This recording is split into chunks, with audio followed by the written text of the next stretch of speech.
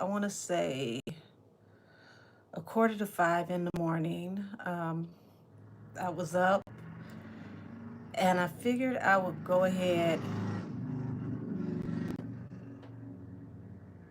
I would go ahead and do this energetic tap in. For those of you that have been with me for a while, you're not going to be surprised by the title. At least it won't lose you. This reading may be more mediumship due to me suffering from a pinched nerve and having difficulty with shuffling, which is fine because I do both effectively. For those of you who are not familiar with me or are not familiar with Benzaiten, the first time she introduced herself to me, I was doing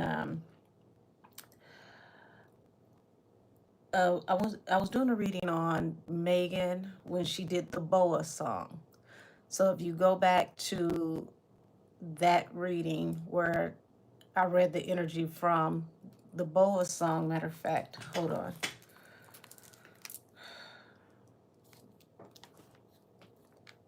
Let me go through.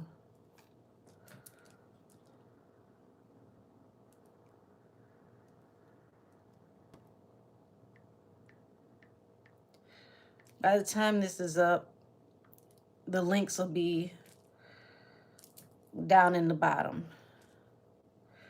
Okay, so the name of the reading was Boa Chun Li. Here's your formal invitation to the Kumite. And a lot of you were very, very, very disturbed by that reading, not because of the content of the reading,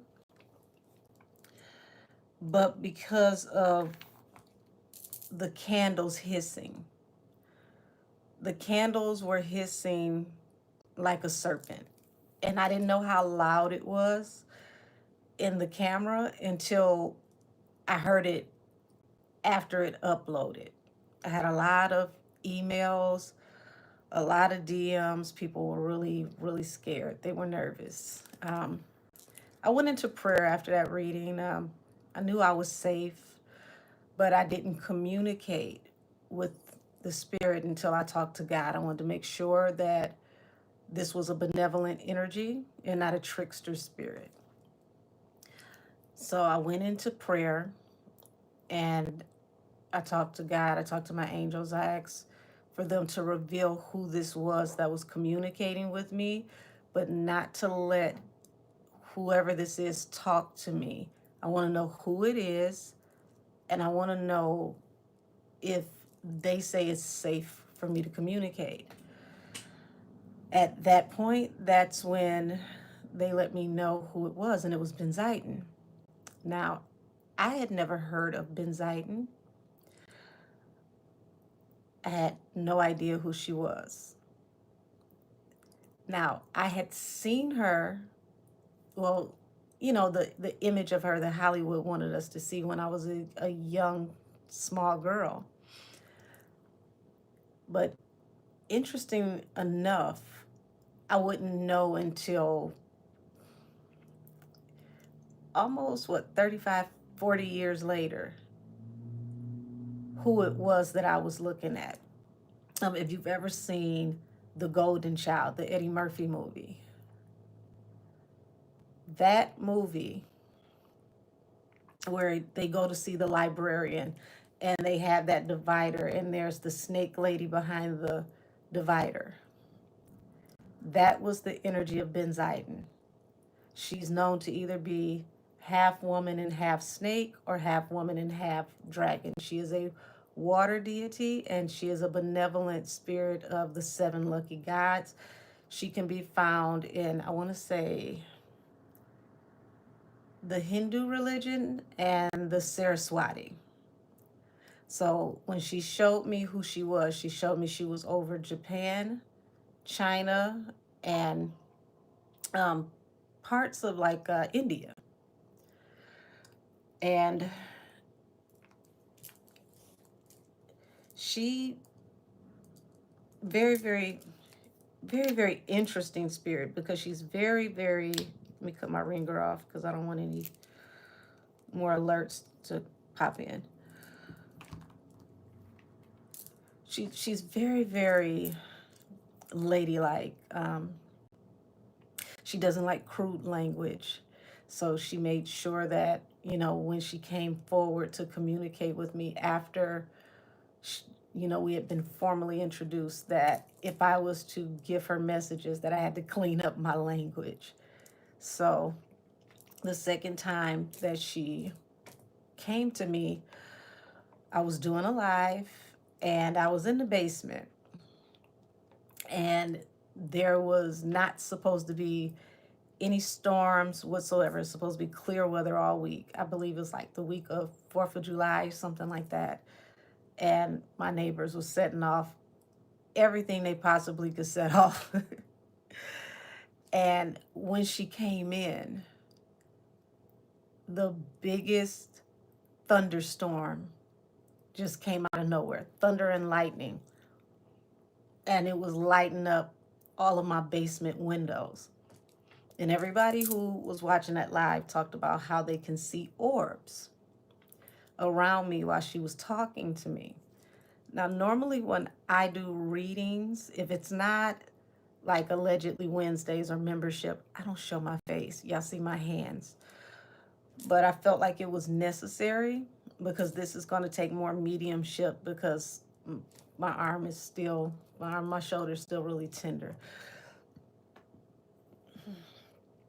She came to me in that live and she told me that she was going to assist the Attorney General, Rob Bonta of California, with the case for Tory, and that they were going to unseal the files. 2 days later, the files were requested to be unsealed by the AG, Rob Bonta. He said that he could not make a proper judgment or ruling on any of the documentation without being able to see everything in its full entirety. I'm like, oh, wow, that was fast. Well, next thing I know, when he makes his next announcement to allow Tory the right to have his say in the appellate court, or to be heard in the appellate court, it was on my birthday. So I said, oh, wow, So she came to me the other night, and she started showing me the candles. And the candles started to hiss like they did before, where she first came to speak to me. And I said, okay, she's ready to speak again.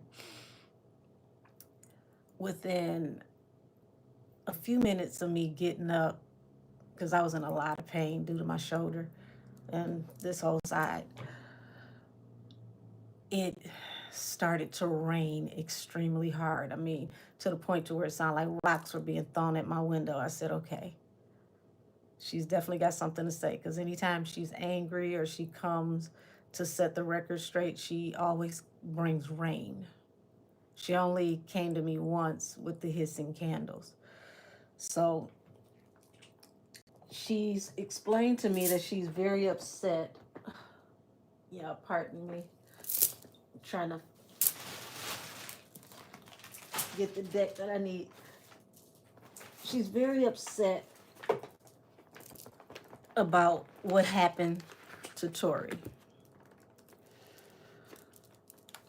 And even though she's a benevolent spirit, she is also a spirit of judgment, and she is a protector of Dharma. And she wants to make sure that everything is reset to the way that it's supposed to be set. So I'm going to go ahead and start this reading. And let's see what she has to say. She started off yesterday showing me images between the candles, and she showed me trees, like um, really, really thick plush trees, like a forest of some kind. Hold on.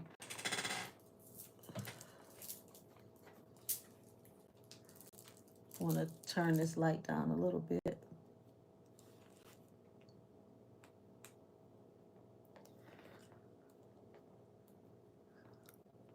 Okay, that's a little better. That's a little better. Yeah, she was showing me a forest, lots of trees. Um, the trees got thicker and thicker and denser as you went forward, to the point to where you really could not see the forest for the trees. There was nothing but just it almost looked like shrubs after a while. It got so dense. And the trees became darker and darker and darker until they became black. So I'm going to show you what I found with these types of trees.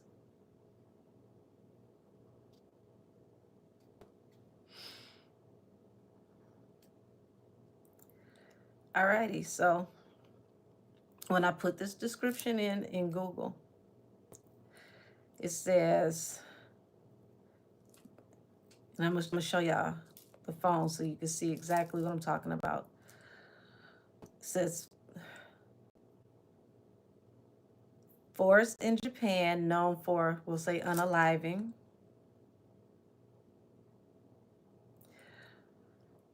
This forest in Japan, most known for unaliving, I hope I'm saying this right, Aoki Gahara, Aoki Gahara Forest, also known as the unalive forest or sea of trees. It says here's what it's known for: high unaliving rates. The Gahara, the Aoki-Gahara forest has unfortunately become the place where individuals struggle with unaliving thoughts and go to the end of their lives. It's considered one of the most popular places for unaliving oneself in Japan, while official statistics are no longer released.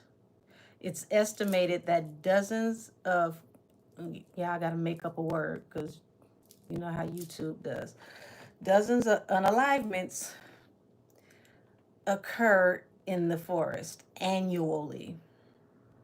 2, dense and isolated. The forest, thick trees, canopy, and dense foliage make it a place of nature, isolation, and quiet. This combination with the porous lava rock bed that absorbs sound creates a sense of solitude and seclusion. 3, media portrayals and legends. The Gahara has been featured in books, movies, and other media, which has contributed to its notoriety. Legends about the forest being haunted by spirits of the dead add to its dark reputation. Number 4, unaliving prevention efforts. Recognizing the issue, the Japanese government and local authorities have implemented unalive prevention measures. These include patrols by police and volunteers, security cameras at the entrance, and signs urging people to reconsider and seek help. And unalive hotline numbers also posted at the entrance. In summary, the Aoki Gahara Forest association with unaliving oneself is the complex issue stemming from a physical characteristic, media portrayals, and its unfortunate role as a destination for individuals contemplating unaliving themselves. This is what she showed me yesterday at 4 o'clock in the morning. So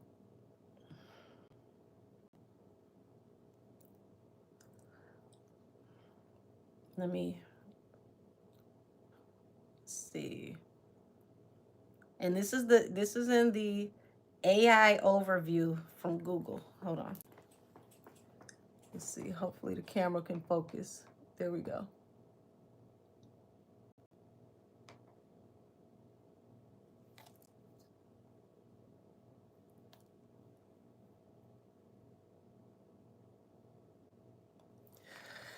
So I want to say before we get started, with that being said, if you are very sensitive, I'm issuing a trigger warning.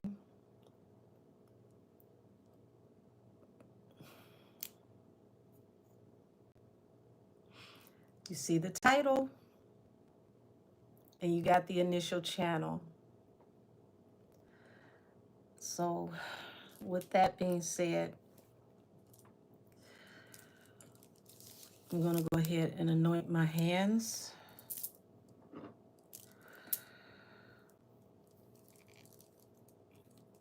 And we can get started.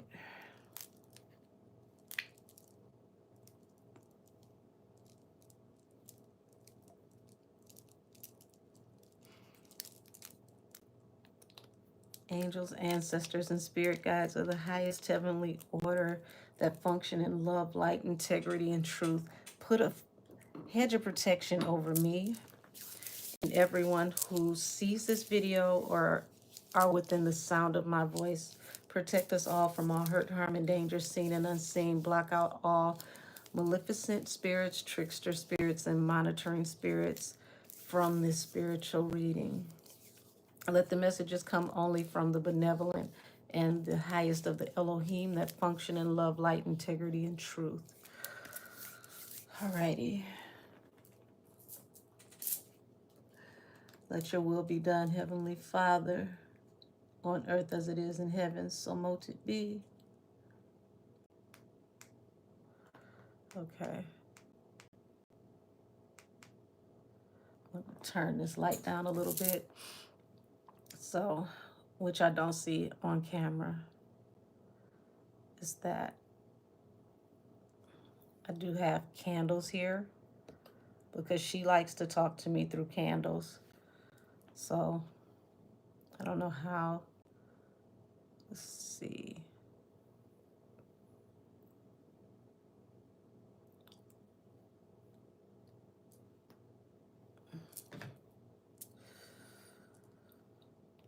Okay. Want to keep it in a safe distance.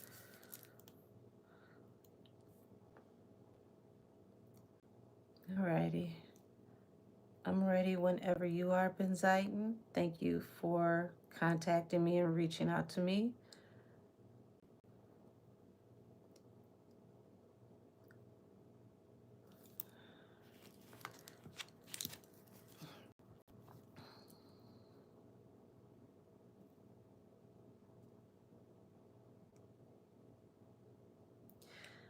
She's showing me someone being led to the forest by what looks to be a young girl or like a adolescent. But this person is dressed in all white, long dark hair, very, very pale skin. So that's showing me that this is a spirit of a person. This is not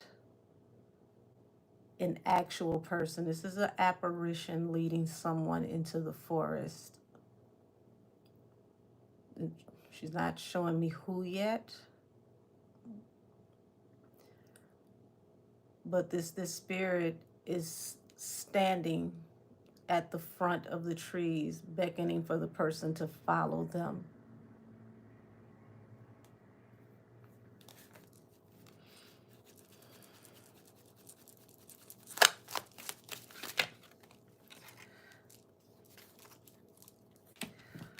This person is in a whole lot of conflict and communication with some very, very big names, some very notable people. The Emperor. Emperors are usually like head of industry or someone who's like a father figure. They're at odds. There is a lot of conflict in the communication. Oh, okay. Yeah. She's in a conflict with the King of Wands.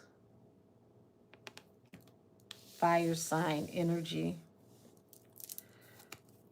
And this is a hangman for this person. Why is this a hangman for this person?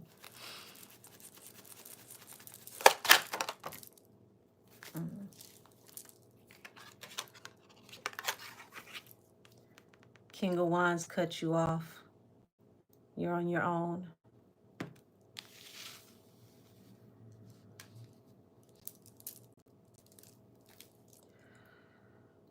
Very, very little to minimal communication, if they speak at all.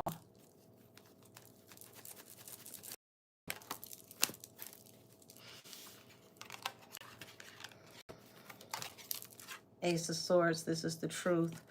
So I'm going to use a nickname here, but if you follow me, you know who I'm talking about. Henny has been cut off. This hasn't been announced to the rest of the world yet. There's a lot of conflict in between the communication between her and this King of Wands. He's not tolerating any of it. Cut her off over a truth that surfaced from the past, or better yet, a truth that is about to surface from the past.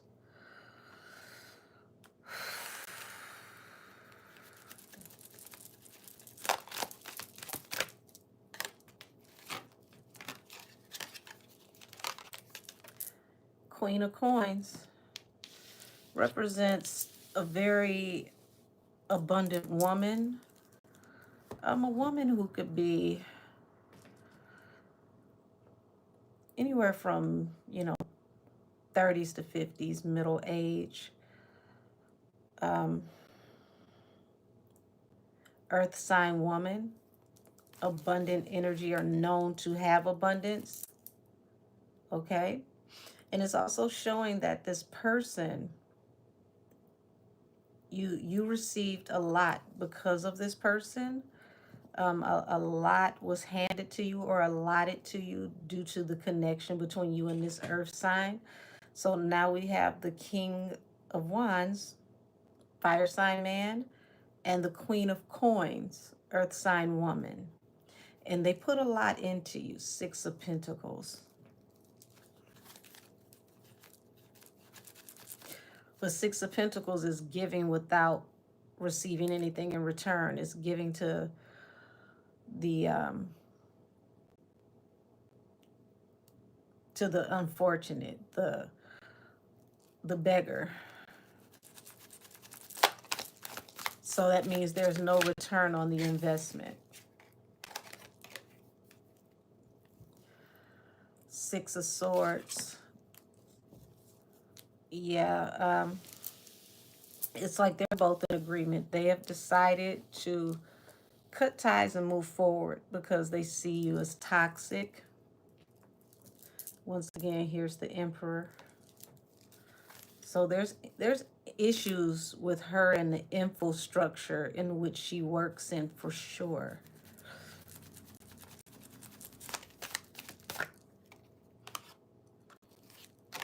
Yeah. Arguing over possible contracts, money, and this is like that, trying to call somebody, trying to reach out to somebody, And remember, I said little to no contact. Little to no contact.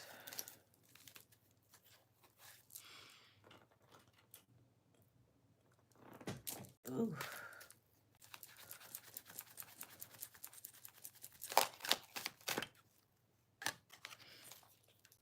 Yeah. Palace of Wands, which falls under this King of Wands, which means this is his infrastructure, his enterprise, his empire. Of course, emperors rule over empires. You've been cut off from the empire.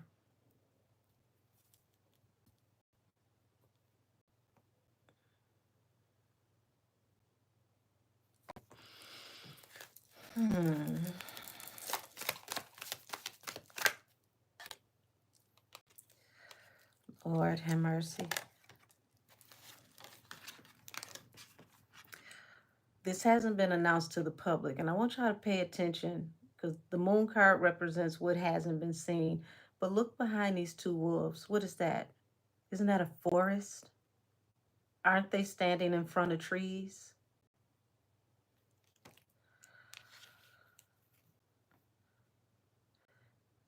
And if you look closer, there's a huge, and I mean a huge full moon over these wolves. There's a waterfall here. Water represents a portal. It's a gateway between both worlds. And then you have a what looks like a stargate here between two columns. And what's flying out of that stargate is bats. Bats are nocturnal. Once again, things that you don't see.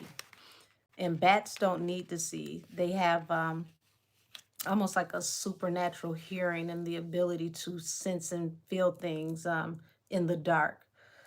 So,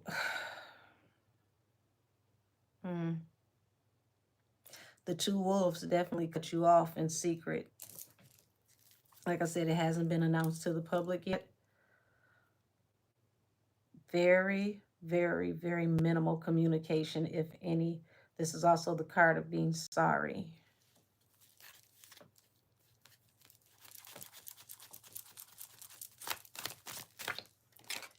But I find that crazy that the wolves are the gatekeepers to the forest.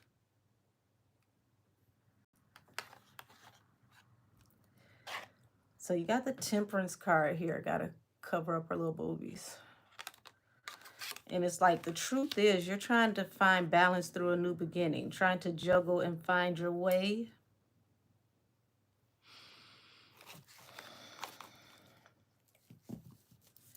But there's going to be some serious legal troubles impending soon, some that could possibly line you up to go to prison.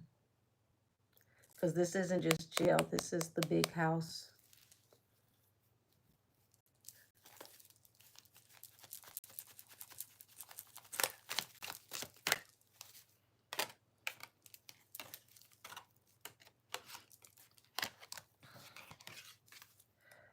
Ten of Pentacles. Yeah, this Queen of Coins thought that you were going to be a really great investment. You're going to make a lot of money for their empire.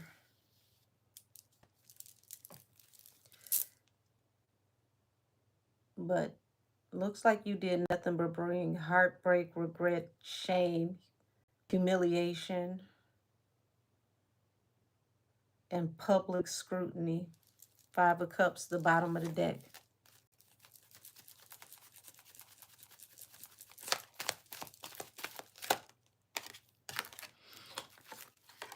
And this is so messed up. Three of Swords, the card of heartbreak. Because it's like,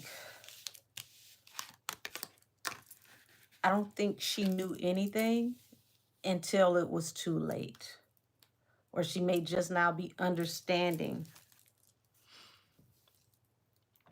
that she's no longer a necessity to these people. A message will be coming soon to the public to clarify everything that I'm saying. Now, she did say that, oh, excuse me, shoulders getting tight. She did say that she didn't have a label, which I thought was interesting because it's like if you're independent, you are your own entity, you are your label. Um, but there, there's still some truth to that statement because, like I said, Five of Swords over here arguing conflict and communication over the Ace of Coins, which represents large amounts of money, contract negotiations, and agreements. Something's not adding up, is that something's not clean in the milk.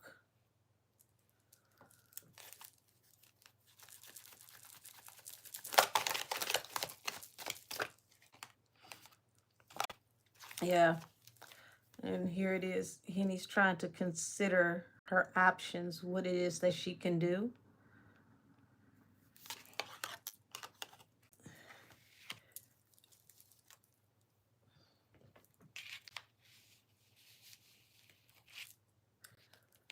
But they're giving a strong warning because also the Seven of Cups card for me, it represents uh, issues with substances. So she's going to have to really be careful about that. This even looks like possible rumors of issues with substances and behaviors may have also hindered business opportunities. And now she's in a sea of regret.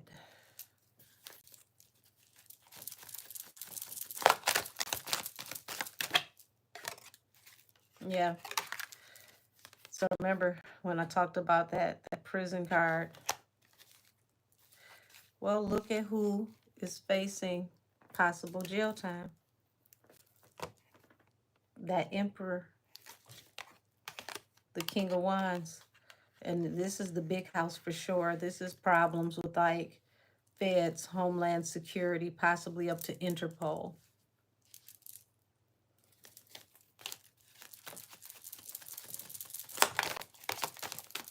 Hold on.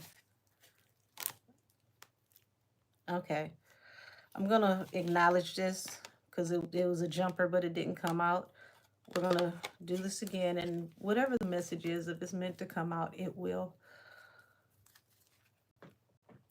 You've got the Strength card here and the Eight of Cups.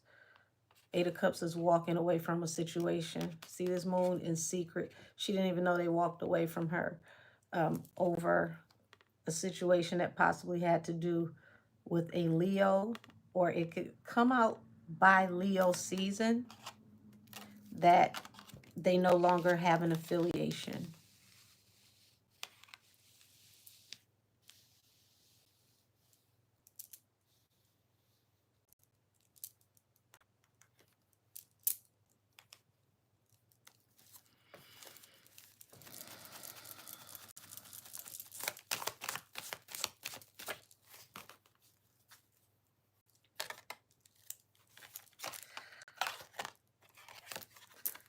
Something's going to come out in federal court that could possibly lead to, once again, prison time. And she don't see this coming.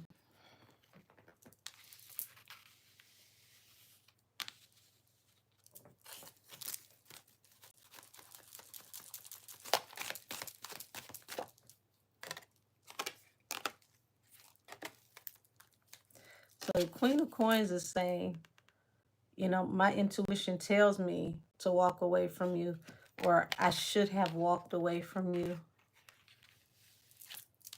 But she saw, you know, what appeared to be a great financial opportunity at the time.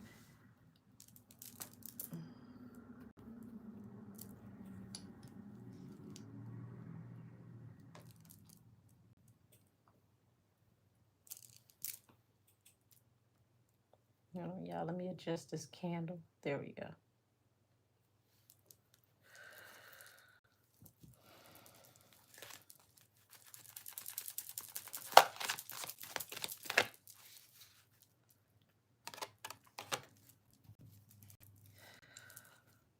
So yeah, they've secretly up and moved on. They're over it. And this is like heartbreaking for Henny, because it's like, I didn't see this coming. I can't believe they just cut me off. They're not speaking to me. Whew.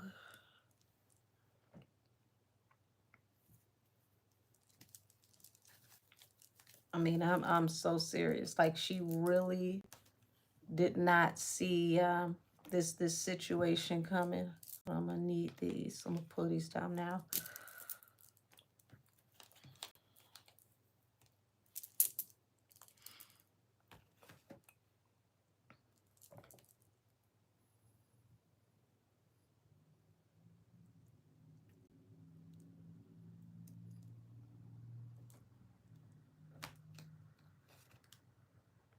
Pardon me, everybody. Try to make sure this candle isn't too close to anything. Oh, goodness.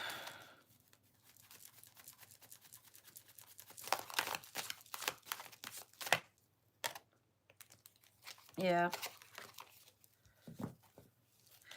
So yeah, she's trying to figure out ways to come up with money or have people give money to her, invest in her. Bottom of the deck is the Nine of Pentacles, independent woman, because she's an independent artist. So she's trying to figure out how to fund things.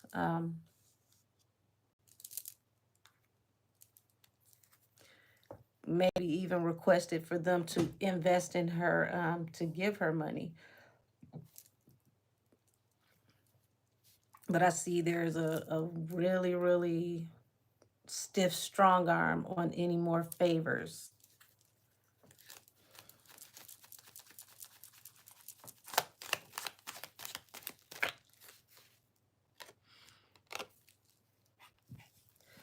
Expect to hear more trouble coming very soon for this King of Wands, more legal um, problems.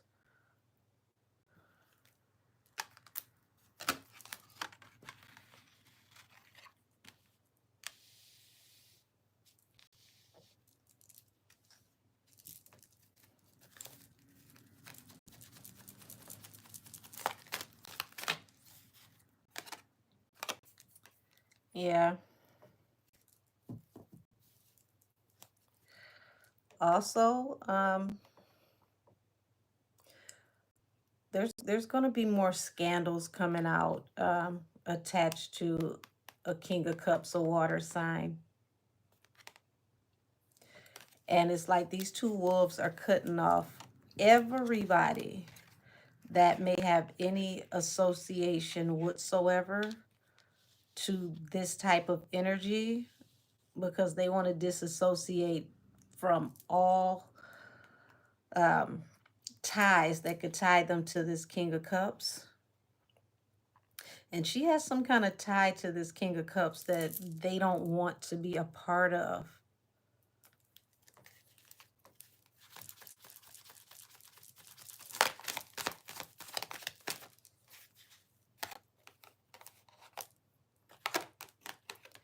Yeah, whatever this truth is, yeah, they fighting like hell to, stay afloat. Because I'm telling you, I see major prison time coming.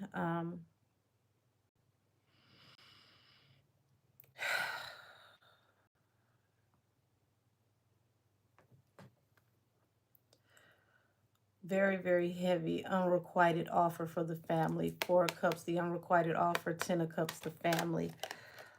They're doing whatever they can with this family to keep somebody out of the feds. Okay, so it's a everything must go sale. It's a throw over everything that's weighing down the Titanic type of situation, and she just happens to be one of those suitcases that's going over the side, because this Queen of Pentacles is concerned about her financial stability. And this is like generational wealth, Four of Pentacles.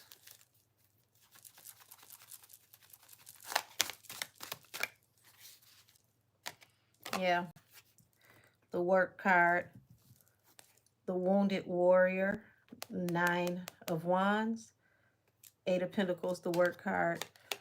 Um, this Queen of Cups is, excuse me, Queen of Pentacles rather. She's working herself down to the bone marrow. Wounded warrior, somebody who just is extremely tired. But they get up and fight to fight to fight to fight again. This is Mr. get knocked down 9 and get up 10. I just don't know how much longer she can do this because it feels like she's running on fumes, but she has to work. And it feels like she has to work because of this 6 of Swords here, so that she can leave a toxic situation behind and move forward. Also, boats are vehicles to help you go across large bodies of water. Okay? Catch that. Hashtag family vacation. For those who follow me, you already know.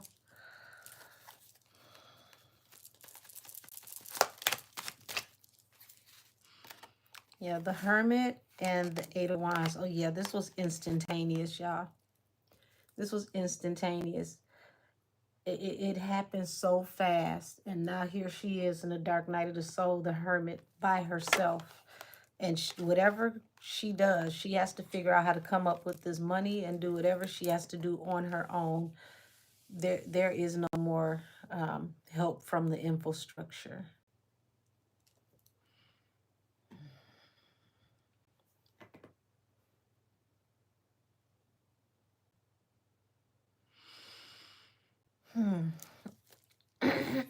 Excuse me.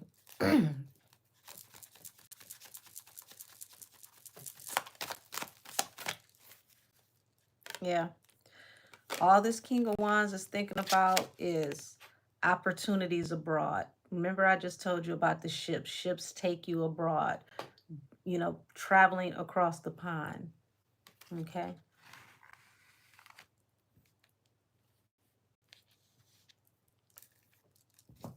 Due to whatever is going on with this King of Cups, like I said, they want to separate themselves from everything.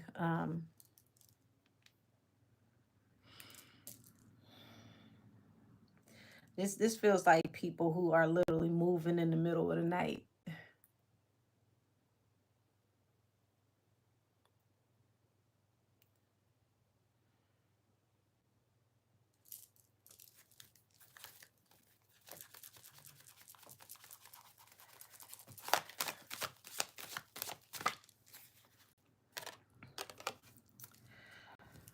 Yeah.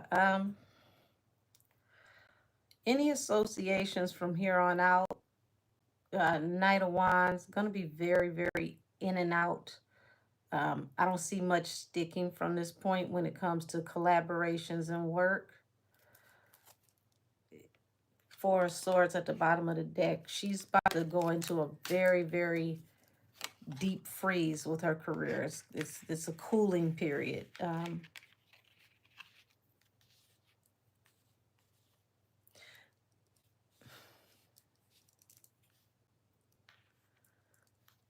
Feels like it already started, but they're saying it's gonna slow down even more.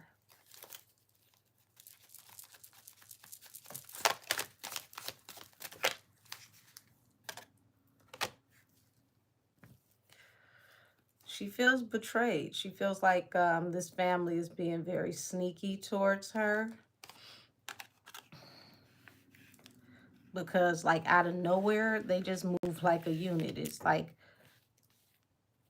almost like a hive. You know, when you deal with one, you deal with the other one in a hive. Everybody in the hive thinks collectively. So it's like they collectively kind of juked her, did the Heisman on her.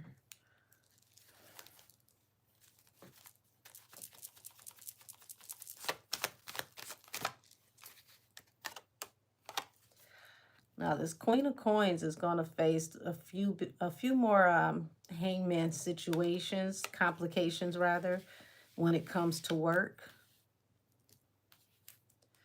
And it looks like they're going to make a uh, Queen of Cups, which is a water sign. Wow. They're going to make a Queen of Cups her replacement.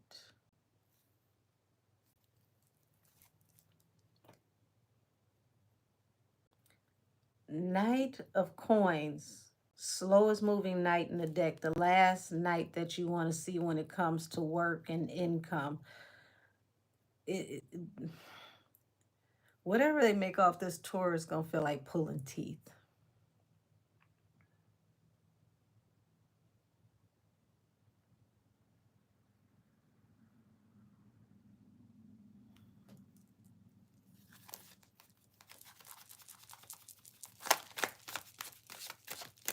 They're literally saying losing money, bleeding money faster than you can make it.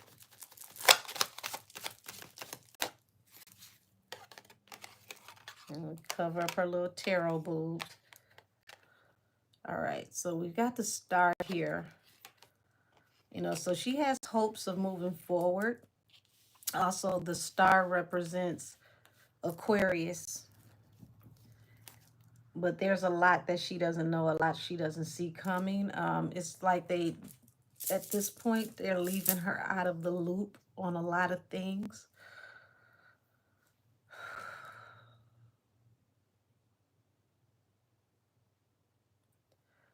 I'm hearing like total system failure.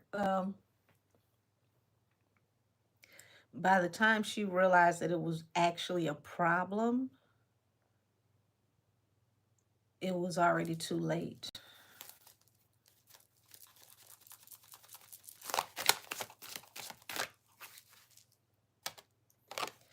Yeah, the wounded warrior. She's fighting her way through, pushing through, pushing through.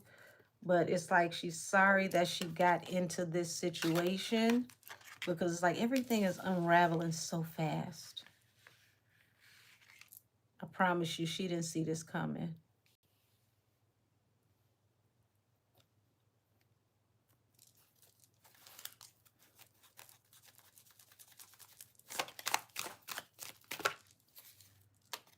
Yeah. Ten of Wands. Got the weight of the world on your shoulders. Too much to carry, too heavy to bear. And this is falling under the King of Wands. He's not going to be able to get out of these legal problems. This is really the beginning of the end, and I feel like he knows it. He's worried about, his wealth, his empire.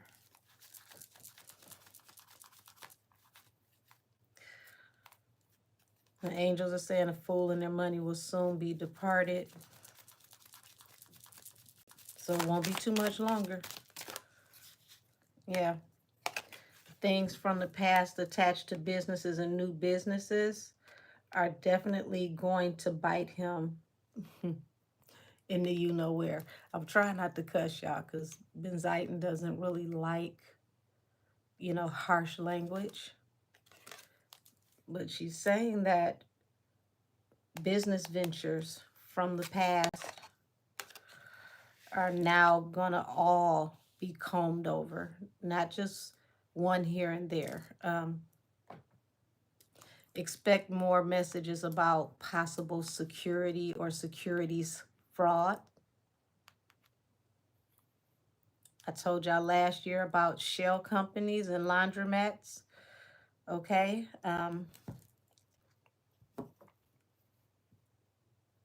This marriage, ooh, I wasn't even trying to say that. But what about this marriage?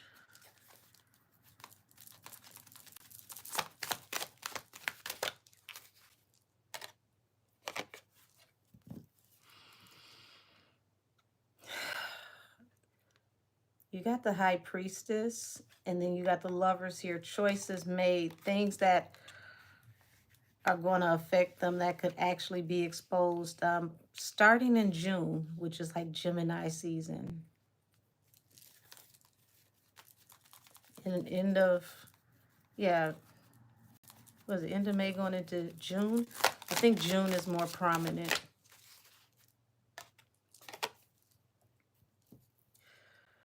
The devil. It's like the Queen of Coins is obsessing over, fighting to make this happen, to push things forward. But it just keeps being complications. There's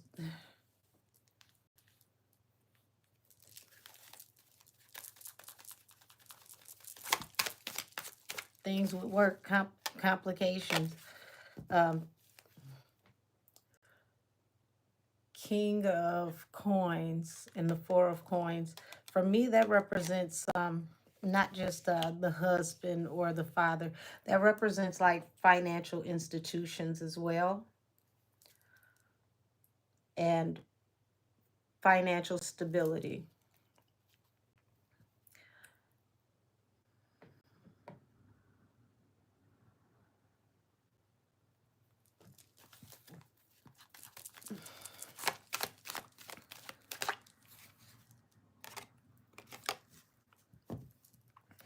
Yeah, it's definitely crabs in the barrel type energy. It's like everybody's, you know, when it's all said and done, everybody's going to be fighting to, jump ship. Okay. So you think about the movie, The Titanic, when the ship started going down, how everybody was fighting to get, just life jackets, boats, anything they could to get off of the Titanic and to get out of the way.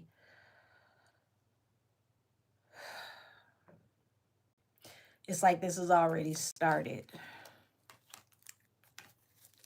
Also, there's she's speaking about Henny being very impetuous, jumping into things, not quite thinking things through. And her and this King of Wands also have been fighting over her behavior, her doing things without thinking of the bigger picture, the long run, the long haul.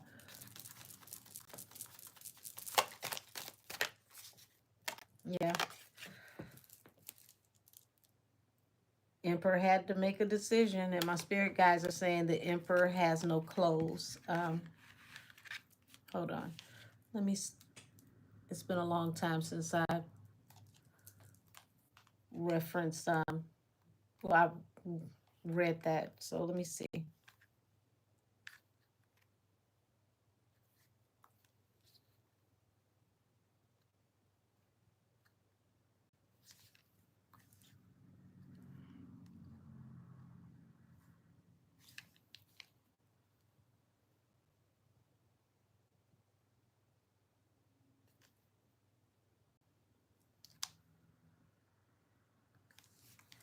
The Emperor has no clothes.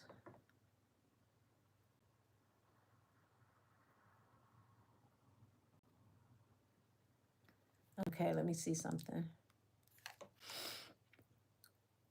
It says The Emperor Has No Clothes, a fairy tale by Hans Christian Andersen, published in 1837, tells the story of a vain emperor obsessed with new clothes. He spent all his money and time on them, even neglecting state affairs.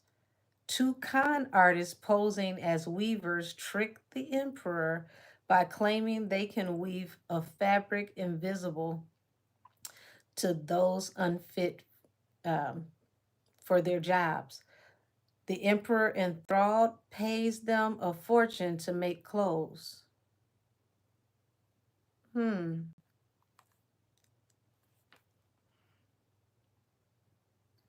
And it says figurative meaning.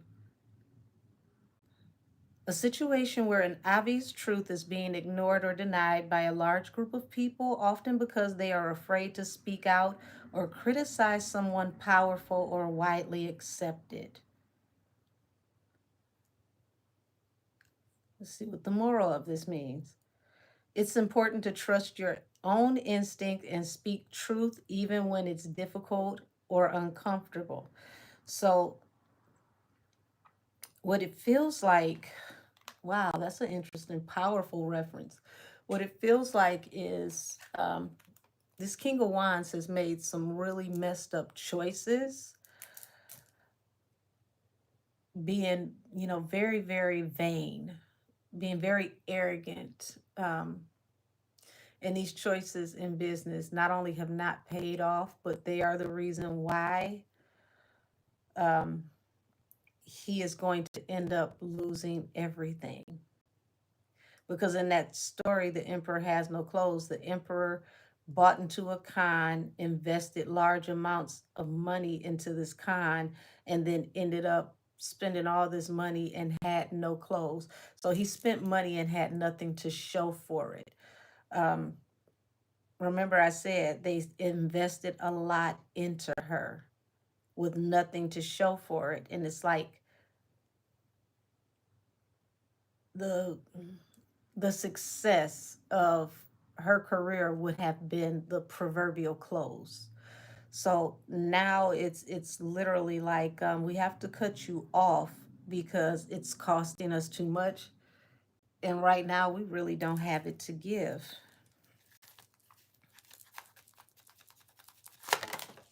Mm. Oh, baby.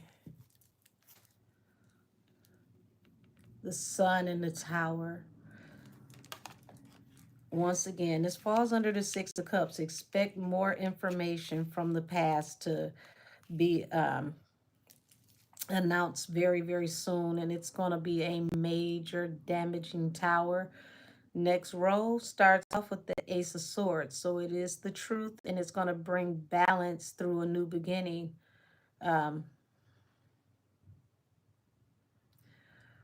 I'm hearing total reversal of fortune. What goes around comes around. And this is why you have to be careful of what you want to happen to other people, because the universe will give you what you give out. And this Palace of Swords card is sticking out, which is that prison card.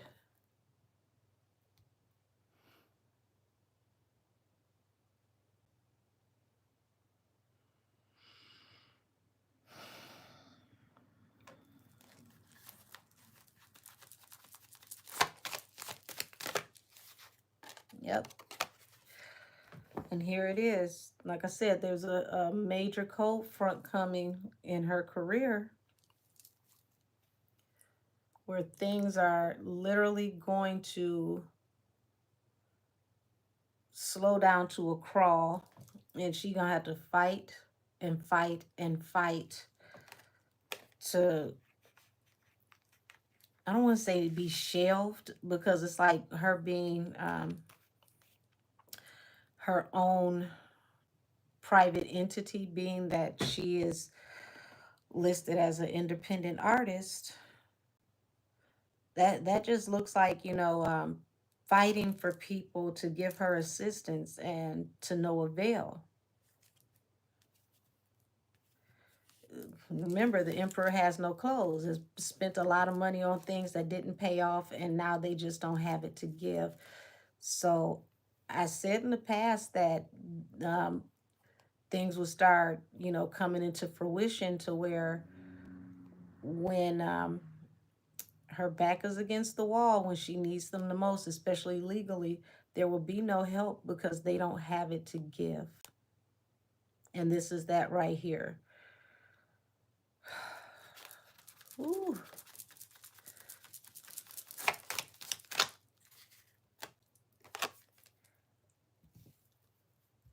The Tower, Eight of Swords, jail.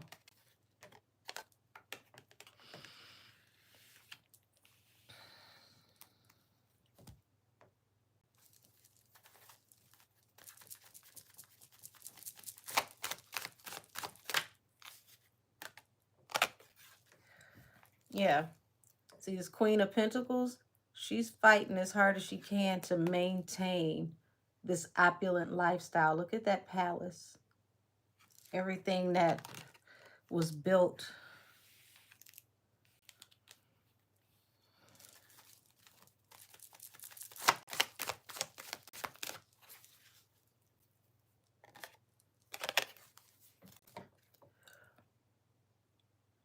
There's that jail card again. And it's like something foolish that was done definitely can lead to going to jail. And it can happen expediently.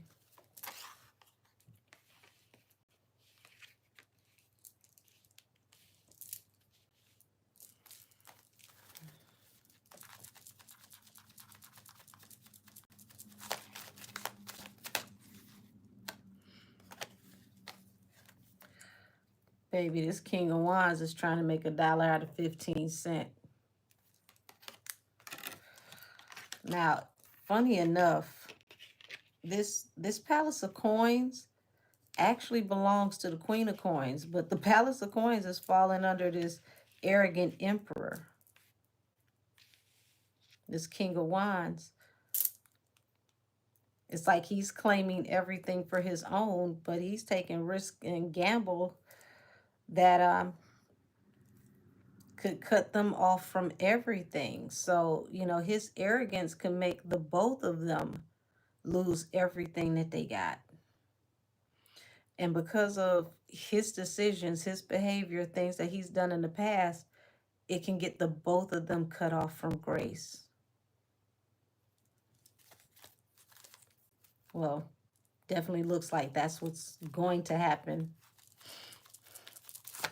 Already in progress. Yeah. Ultimate betrayal, and it's coming in swiftly. And it's going to come out in the form of exposure. Oh, they playing hardball. This is dirty.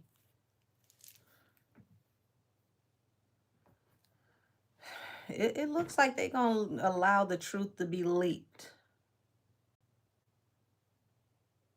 so that they can have balance through a new beginning. It's giving me the energy of better you than me.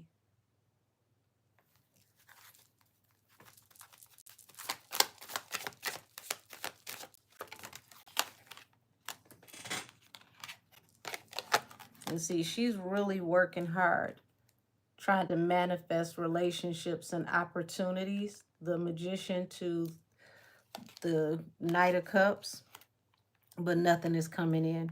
Four of Swords. There really is like a silent alliance to where everybody is formulated and just decided that, hey, if we link arms together like a chain fence, we can, as a team, block you out.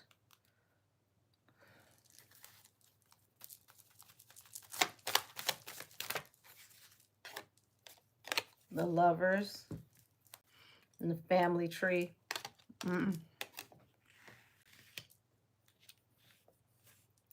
Now, the Lovers represents not just actual lovers, but the time period Gemini season, or decisions.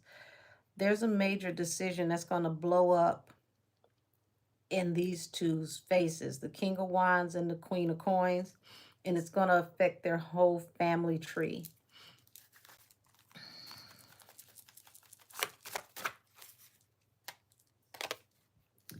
Ace of Cups, Two of Cups.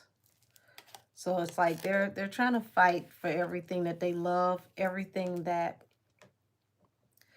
they can salvage.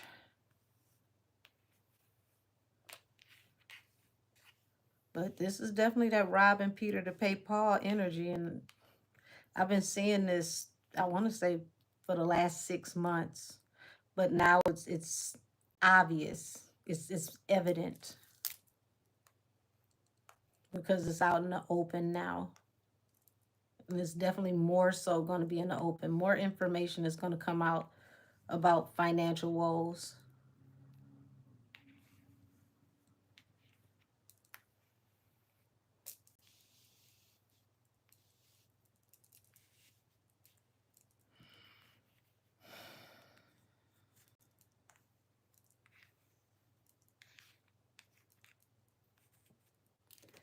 Okay, so to preserve my arm from here, We're going to go more off into mediumship, and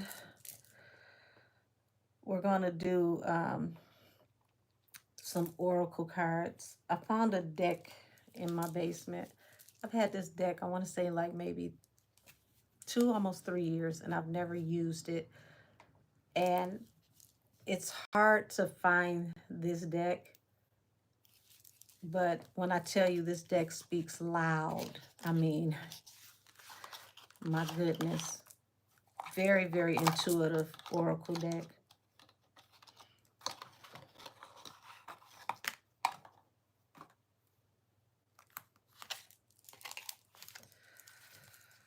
Show me the overall energy of this situation and how this is going to affect Henny.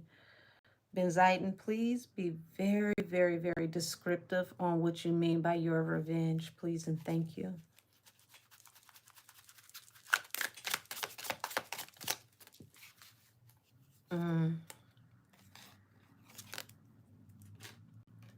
Bonus card right there. The Lost.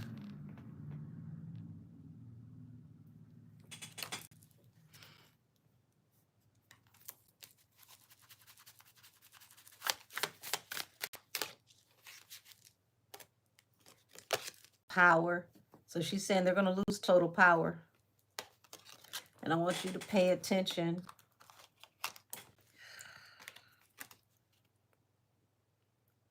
Look at the skeleton and how the arms are bound behind their back.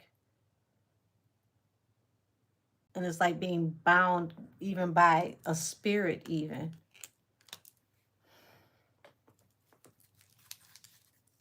And this is going to affect the divine lovers. Or at least they want to appear to be the divine lovers, because that didn't fall out yet.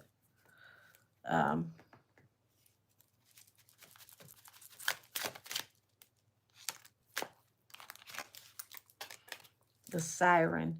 So they're going to lose all power over associating with or helping a siren. For those of you who don't know, sirens are the darker of the mermaids. They are the ones that call you out to sea with their song, and when they get you out in the water, you never come back. They snatch you under and pretty much sacrifice you. This siren brought melancholy. So this is the way they see Henny.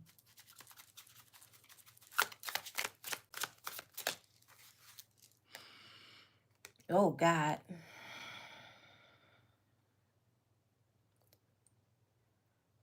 Well, this explains the energy for the forest that she was showing me. The offering. See this target? See this person being held down to be offered? The sorcerer.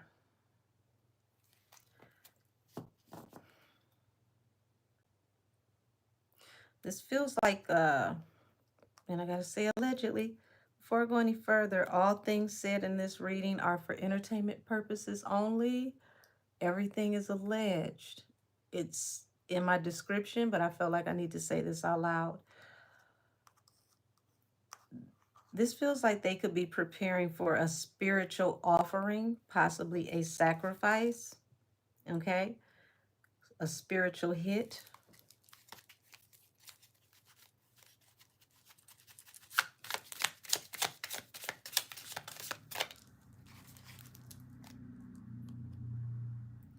Jubilation and the herbalist.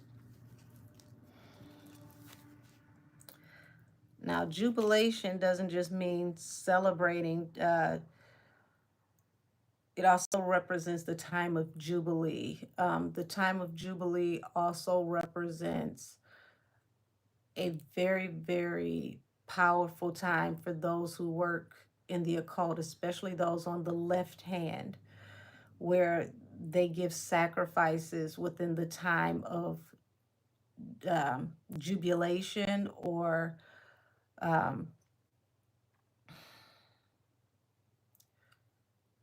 solstice or particular moons.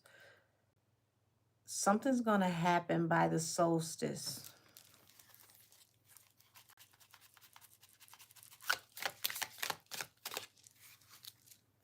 The traveler decision. Yeah, they're trying to decide how they're going to travel, how they're going to move around, move about, get out of the way. Um, but something's coming for them. And this literally just fell on the Queen of Coins. That card, ooh, sorry, y'all. My shoulders tighten up. This card is marked by the number 5. 5 brings upheaval, conflict, chaos, and changes through upheaval, conflict, and chaos attached to whatever these decisions are.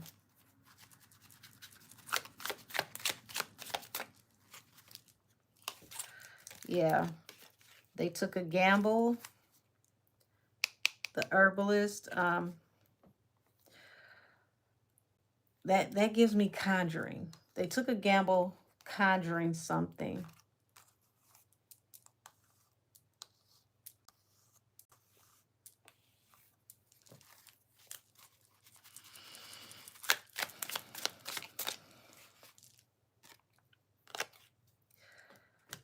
Wow. Yeah, the divine lovers. It finally came out. These lovers took a gamble. You see that? This is somebody trying to travel. They had hopes of traveling. Remember the theme with boats, going across the water, going across the pond.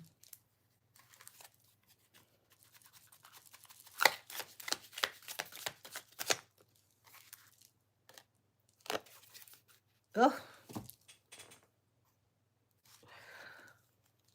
Now, this falls under the lost. The seeker. So this lost person is seeking some type of assistance, but this is how they see this lost person. Hold on, y'all. I promise you. The energy is loud. The drunkard. Y'all see that? That's the way they see this lost person.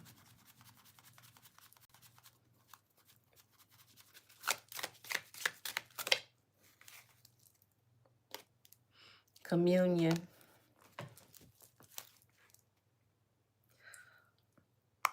Somebody escaping. Communion is also a rite of passage to give some type of reverence and offering to the spiritual world.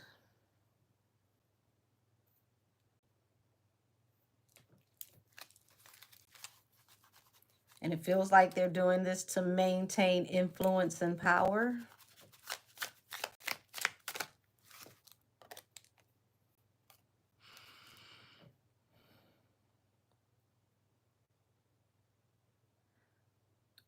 Reina del Amis. Let's look up Reina del Amis because you got the deal here. And it feels like they're trying to make a deal with an entity because she's falling under the siren. So hold on.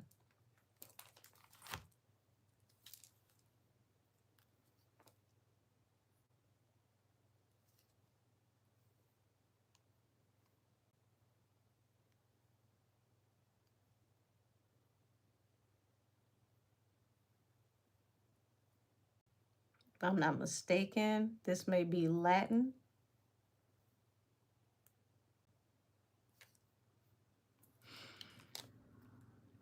Oh, Queen of the Souls is Portuguese.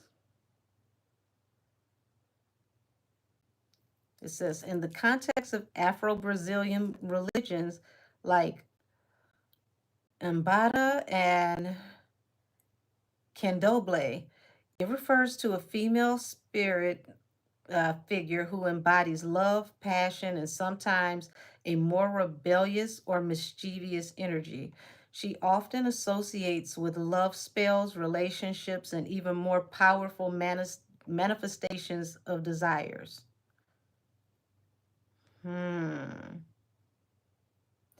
It says her title is an epithet for a specific Pombagira, a female spirit in Afro-Brazilian religion.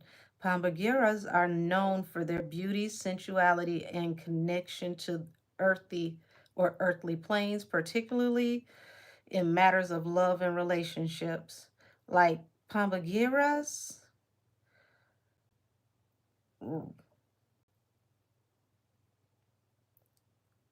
Ra- Reinhard da Alamis, I know I'm messing it up. My apologies, everybody.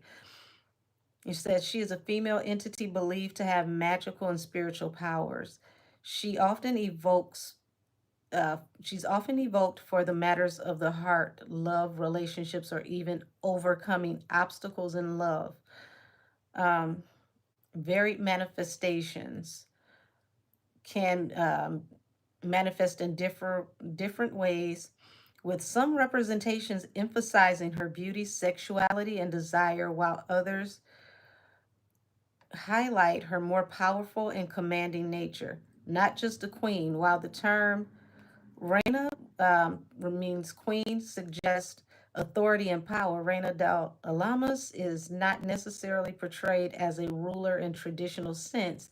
Instead, she is a spirit figure with a strong presence and influence in matters of the heart and desires. Said she is closely believed to be connected to the earthly realm, and are seen as intermediaries between the human and the spiritual world. Ooh wee.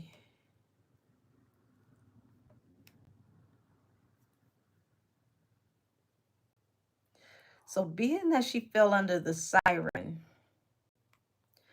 and sirens on land, they would be considered vixens and tricksters because they lure you in with their beauty and the beauty of their song just to get you to come out into the water and snatch you under.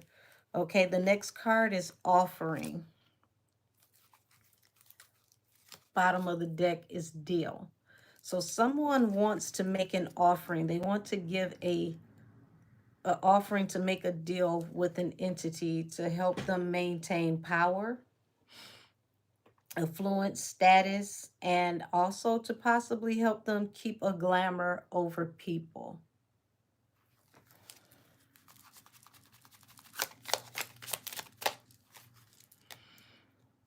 Ooh, baby. The offering. Right up under it falls the martyr. And the martyr is a stalker. But look at the artwork in this card. Doesn't that look like a prison, a gate, so to speak? Like a dungeon? Why would somebody be watching someone in a dungeon, in a cell?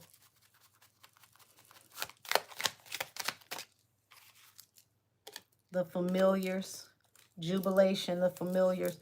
Remember I said there's some type of ceremony, but it has to happen within a certain time of Jubilee. Summoning familiars during Jubilee.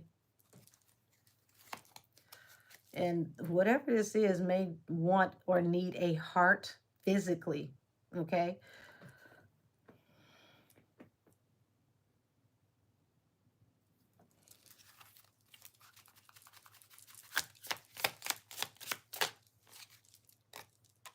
Travelers and the bridge. So there's something that has to be offered for them to be able to move forward. Introspection at the bottom of the deck. They're thinking about how they're going to gamble and take this chance.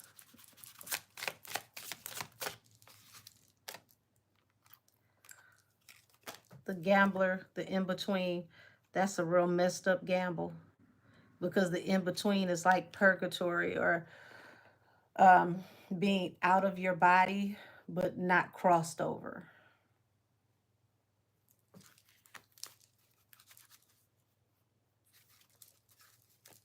Remember, I said they may physically need a heart. Somebody needs to cross over or be in the in-between for them to harness a heart.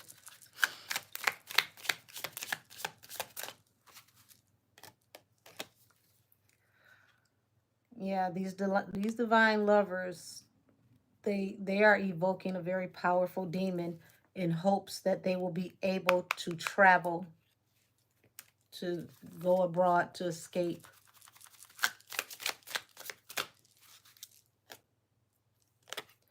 The hunter and the deal. Deal is made, and they're sending out a spiritual hunter to this lost soul who's seeking help, solace from them. Um, Henny don't even understand. They cut her off to offer her up. Oh God.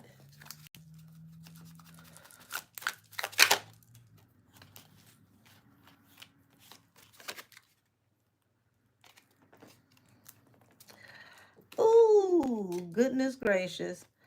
The power card and communion. So remember I said communion is a rite of passage. I want y'all to look at this. See how you have two women here kissing for the communion? Because sexual energy can be harvested to use for spell work for sure. But look at what the spirit guides. The whore.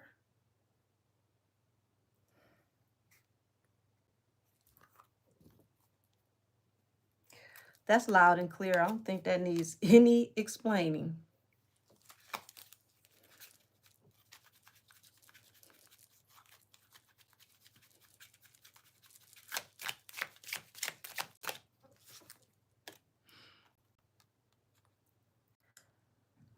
Reina Dulcet, Crucerio. Yeah, that looks like um, the cemetery, the scapegoat. So somebody got to go up, and it looks like looks like they enlisted the help of a fallen angel, a very, very, very strong archdemon. Let's look up this Reina here. Hold on.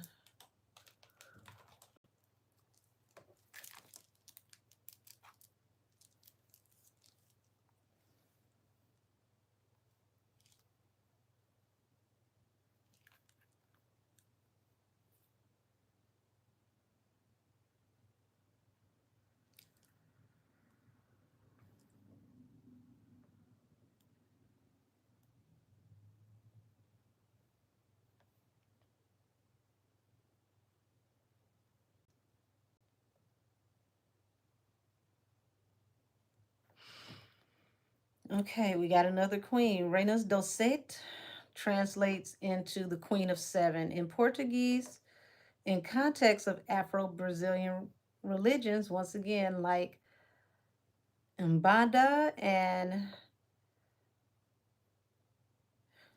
let's skip forward. This is another of the Pombagira. It says, according to the Wikipedia, the Pombagiras are spirits associated with the crossroads, graveyards, and love. Reina Dulcet specifically refers to the queen associated with the number seven, which is significant in various religions and contexts. This is a particular name of an avatar of a Pombagira spirit. The seven is likely to refer, oh, there go my candles popping. I don't know if y'all heard that. It's likely to refer to, where was I at? To the seven crossroads, which are significant in Mbanda and Candomblé rituals. These Afro-Brazilian religions that blend African spiritual traditions and Catholicism and indigenous practices. They involve the veneration of spirits and deities. The seven can symbolize completeness, the universe, and the 7 days of the week, making it a powerful number in spiritual context. Um, wow, that the candle popped as soon as I said seven. So hold on, let's see. I'm about to show y'all why this is significant.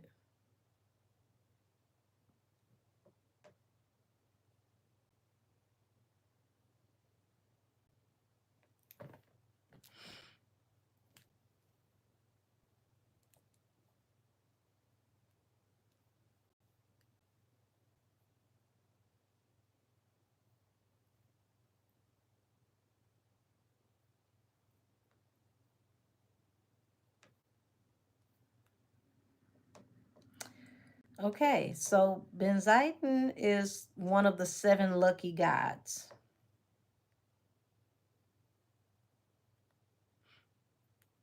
She is the god of good fortune, music, and fine arts.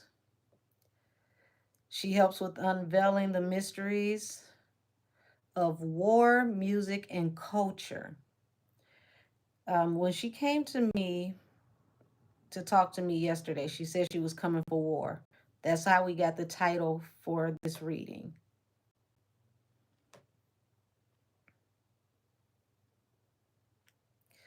Benzaiten is depicted as the number of ways in Japanese art.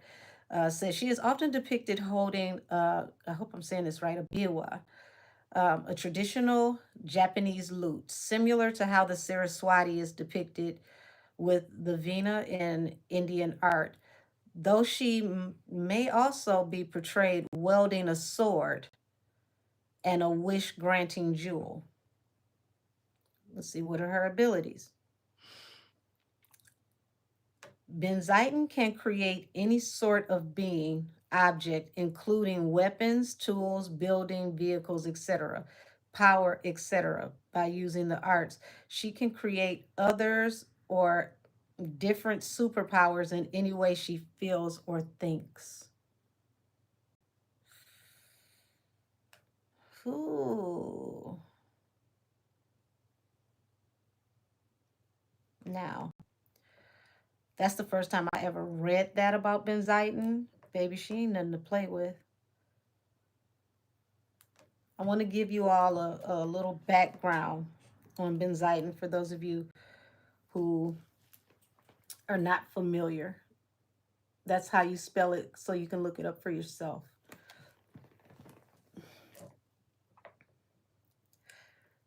So the name Benzaiten comes from the Japanese pronunciation and is an East Asian Buddhist goddess who originated from the Hindu Devi from the Saraswati. She is the patroness of speech, the arts, and learning, goddess of all that flows, water, music, arts, love, wisdom, wealth, and fortune. So her and Reina Doset, they they resonate pretty much in the same energy.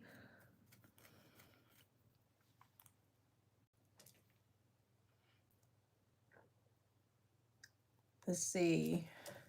One, two, three, four, five, six, seven. They have up to like eight different names for her as well. I ain't gonna even try to pronounce some of these because I ain't gonna lie to y'all. It's early and I don't think I can.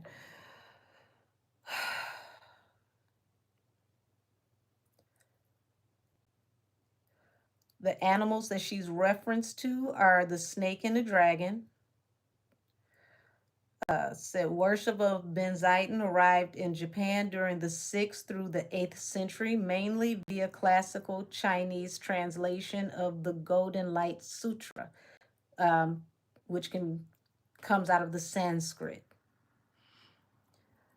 which has a section devoted to her. Benzaiten was also synchronized with Japanese, I think this is pronounced kami, and adopted into the Shinto religion. And there are several Shinto shrines dedicated to her as such. Benzaiten is now also associated with dragons, snakes, local Japanese deities, wealth, fortune, protection from disease, danger, and protection of the state. Now, the protection of the state is important because the state also represents like law enforcement or um, anything of that nature. Let's see. She can be called Benkation, excuse me, or Benzaitin. As you can see here, she introduced herself to me as Benzaitin. So they're showing her temples and shrines in Japan. It says in Japan, the places of worship dedicated to Benzaitin are often called Bentendo or Bentensha. Shinto shrines dedicated to her are also called by this name. Entire Shinto shrines can be dedicated to her, as in the case of the Kamakura. Benzaitin's temples or shrines places are commonly located near bodies of water like rivers, ponds, or springs due to her association with water. Benzaitin worship became integrated with the native Japanese beliefs, including serpent and dragon symbolism, and she was originally a river goddess. Benzaitin is enshrined on numerous locations throughout Japan. For example, Enoshima Island in Sagami Bay, Chikubu Island, Lake Biwa, and I hope I'm saying this one right, Isukushi, Isukushima. Uh, Here we go. Isukushima Island in the Seto Island Sea, Inland Sea, excuse me. Japan's three great Benzaitin shrines. So she's pretty much on all corners of Japan. Said, and she and the five-headed dragon are the central figures of the Enoshima Enji, a history of the shrines of the Enoshima, written by the Japanese Buddhist monk. Uh, I think this is this Koki in 1047. According to Koki, Benzaitin is the third daughter of the Dragon King of Minato. How do you say this? Minasashi, literally lake without heat, known for the Sanskrit as the Anna.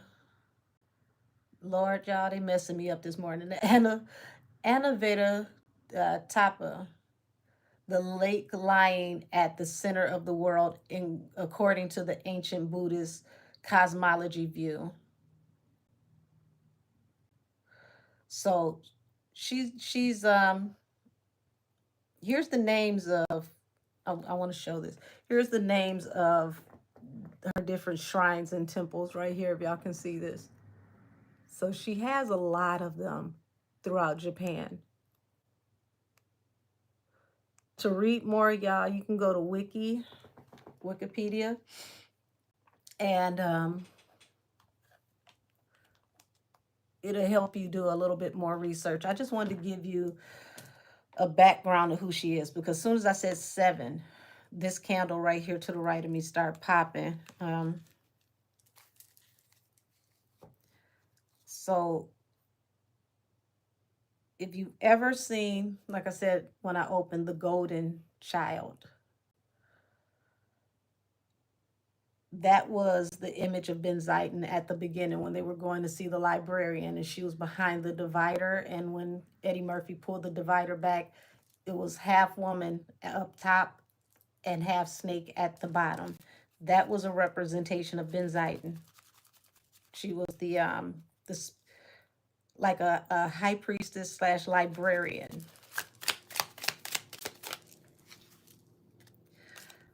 Chosen path and decision. And this, oh, that's so messed up. This falls right under the martyr and the offering. So this is so bad. It's like the path she chose led her to the destiny of being the crash out.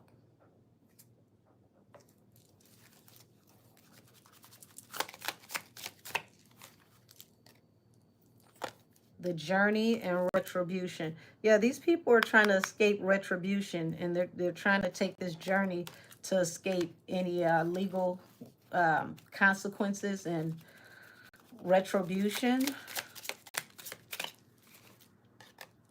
The owl, excuse me. The traveler, the bridge, and the owl. Owls are nocturnal. They're considered to be the animal that is all seeing. They see everything. Their head rotates pretty much all the way around. So the tree of life, they're trying. Y'all, this is stupid. This is so stupid. How do you escape the all-seeing eye? It's everywhere. You know that. You've been a part of this for how long? So it looks like they're trying to escape the establishment. You know, may have thought that they were bigger than the establishment at one point in time, but realizing that they need to get away, but you're not going to be able to. They're still going to have retribution against you, even though you're giving this offering.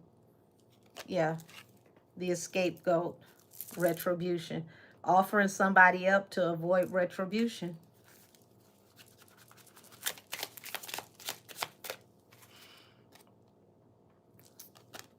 Consequence for dealing with the demon, retrospection.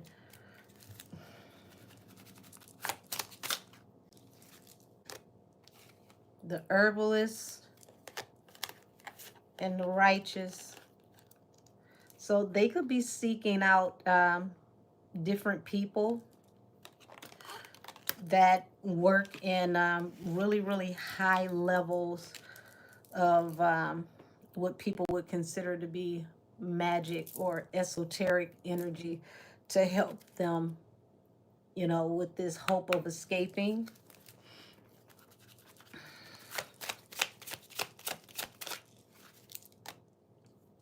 Yeah, thinking back over everything and how this is going to affect their family, the tree of life. And this, oh God, this card falls right on top of the whore.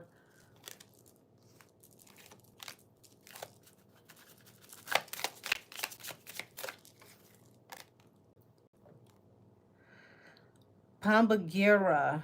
Oh, Lord. Y'all, they have pissed off so many in the spirit realm. It's like all the heavy hitters of the spirit realm are coming together. The nightshade. Hold on, let me see. Nightshade, I believe, is like a flower or something. Let me see. What is the nightshade?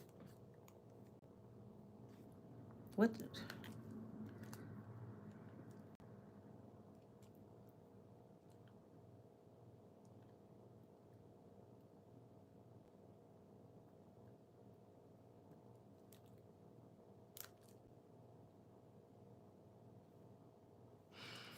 Okay, the nightshade plant. What does the nightshade symbolize? That's what I need.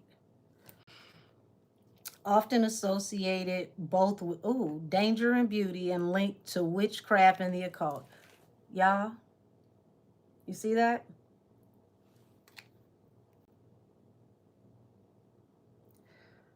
Okay, so this plant, belladonna, got it, represents the duality of highlighting their toxic nature and potential for both harm and, in some cases, medicinal use.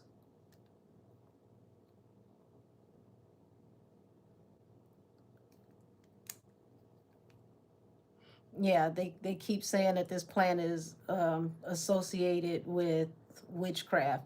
And funny enough, the herbalist came out. So they would have to go to someone high ranking to know how to do these types of spells and tinctures. And it seems like every time they go somewhere to seek somebody out, they end up activating judgment by whatever the spiritual council is over those deities or those deities themselves.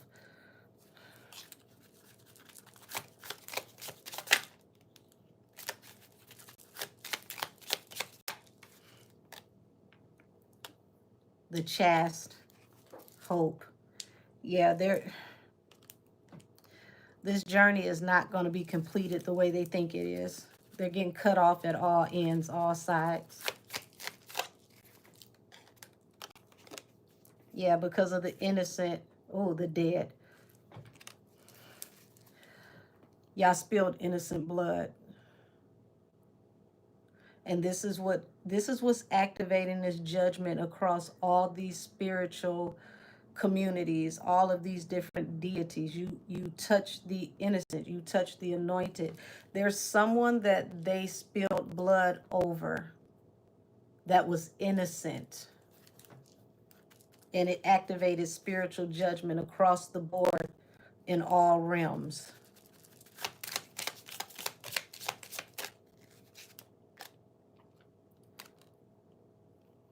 Rosa Cavera. Now I gotta look Rosa up because I'm not sure who she is, but we gonna learn today, baby. I'm glad I went and dusted this deck off in the basement.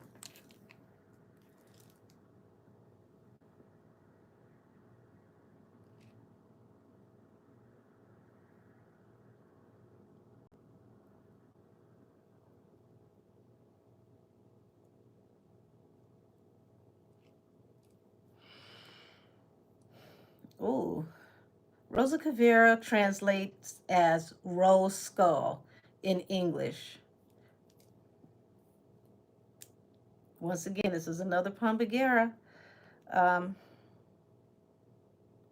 Quimbanda. Oh, wow. It says the significance. This is what I'm looking for. Believes to help in love, finance, financial matters, and spiritual issues. As Rosa Cavera is particularly revered for her strength and ability to assist those who are marginalized or facing adversity. She is often evoked in rituals and prayers for protection and guidance. And baby, that just fell out after the innocent. The moment they spilled blood on the innocents, it enacted judgment. And remember, forest, wilderness. We started off with the trees, the forest.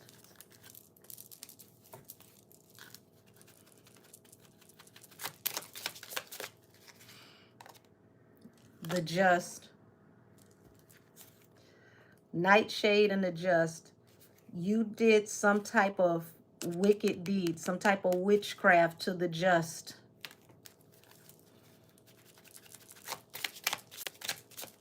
So this is that touch not mine anointed. The guide and the saints. All of these spirits came together to guide the one that they consider to be the righteous. This is righteous vengeance.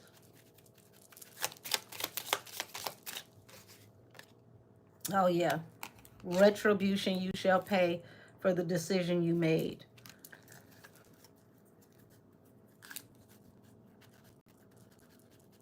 Now, Benzaitin is also considered to be like a spiritual judge, a spiritual prosecutor. So it's like she's gathering everybody that is of a higher echelon in the spiritual world to call judgment because they spilled the blood of the innocent.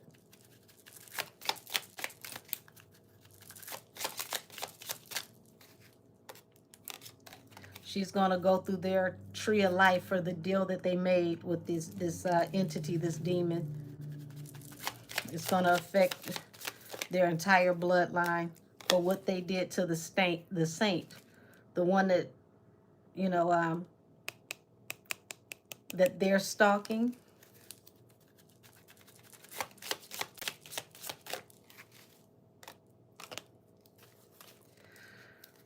And this is your destiny for the decisions that were made.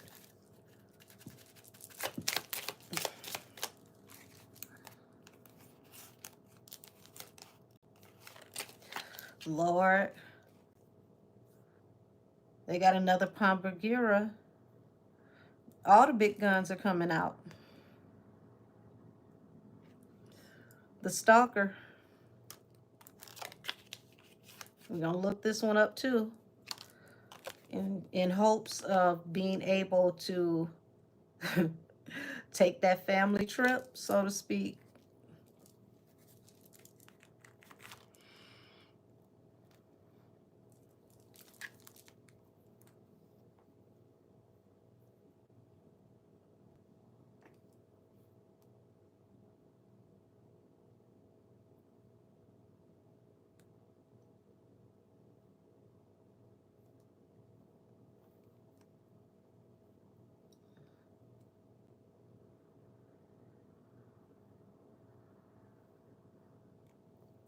let's see, Pambagira cigana. Let's see.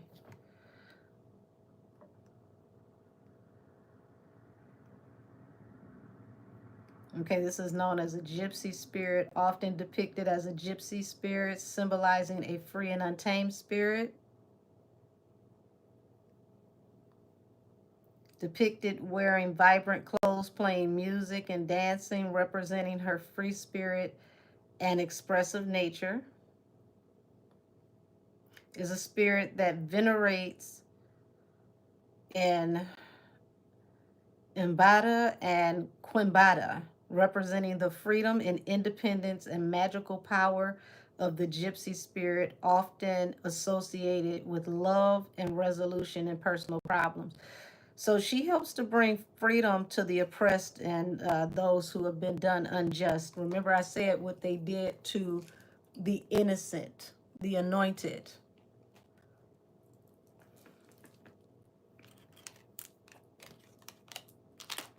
They're going to press judgment upon them for every innocent person that they've come against. And all it took was for this one time because they touched someone who had an anointing.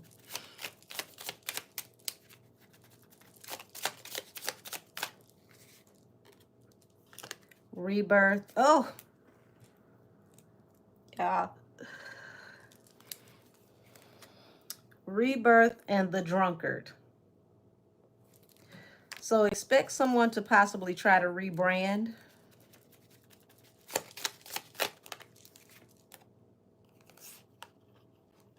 Oh my God.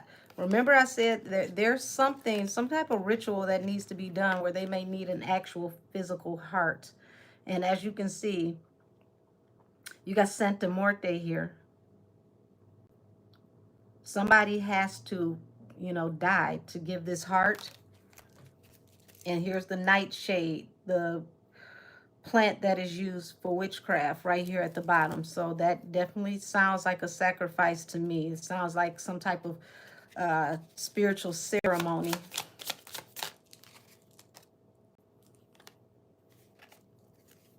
Reunion.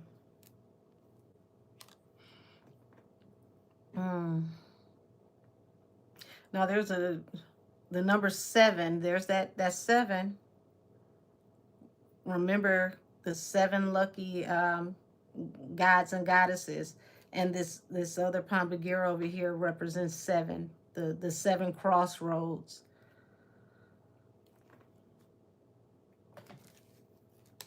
The jaguar at the bottom of the deck. Tell me more about the jaguar spirit. Hold on.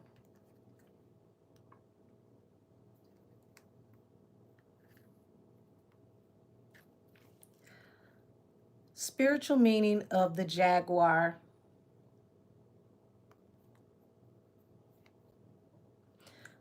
Powerful strength, stealth, and transformation.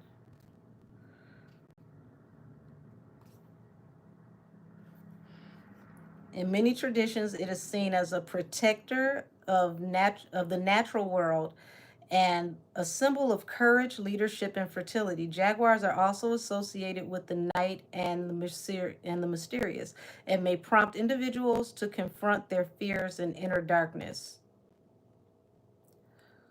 The jaguar is a formidable predator, embodying raw power and strength, stealth, and vision. Its ability to hunt and move silently, even in darkness, symbolizing stealth and keen vision. Oh, that's letting me know they're not going to even see this coming. Transformation and regeneration. In some cultures, the jaguar is associated with transformation and the cynical nature of life, death, and rebirth. The protector of the natural world. The jaguar is often seen as the guardian of the rainforest and its inhabitants, representing the powerful and important of nature. Oh my God, we're back in the forest with the trees. Literally, we're ending where this reading started with the vision she showed me about that forest in Japan where people go to unalive themselves with the trees. If they can't get this sacrifice from this person with this heart, it's gonna backfire, and it's gonna come back around and still take somebody like Final Destination, because this spirit still has to eat. It has to be fed. It only accepts blood.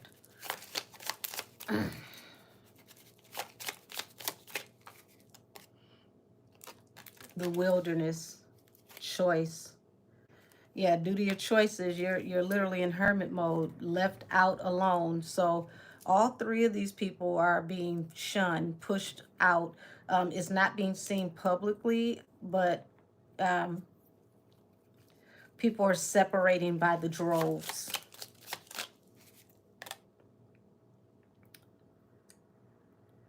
Reina del Prez, the deal. Another deal with this entity. Lord, it's like every entity that they try to make a deal with is backfiring.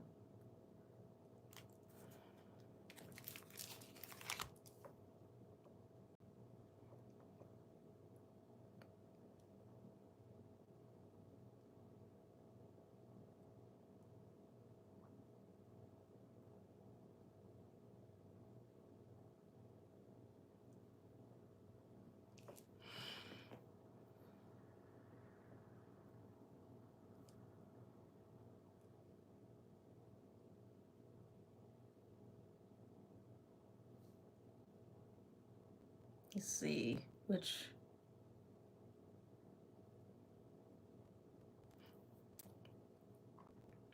Queen of the Beaches.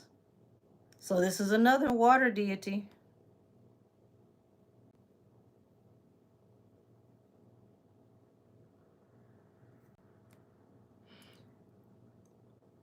Now, a lot of people, depending on their religion, they go to the water to give offerings and to do ceremonies.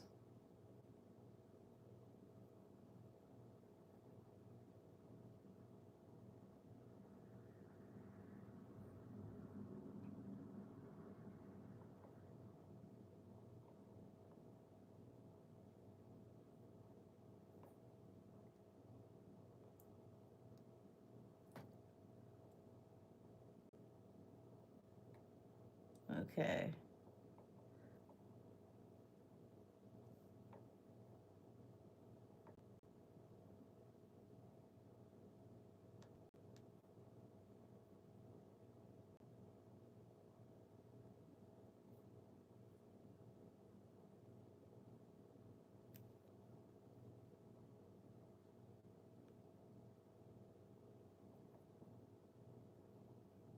Let's see what else I can find on her.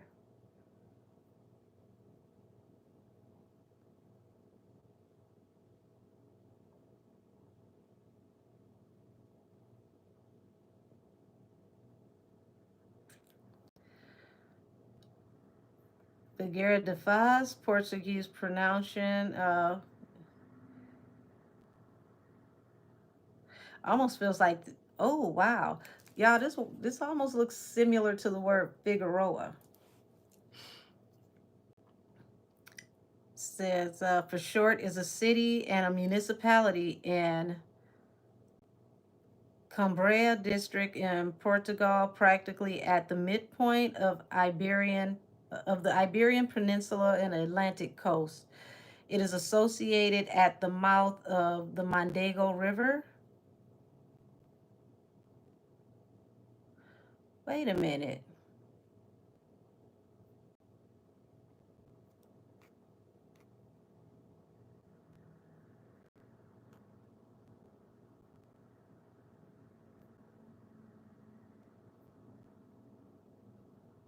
So it's a coastal city within several beaches. Okay, so this is the place. I want to know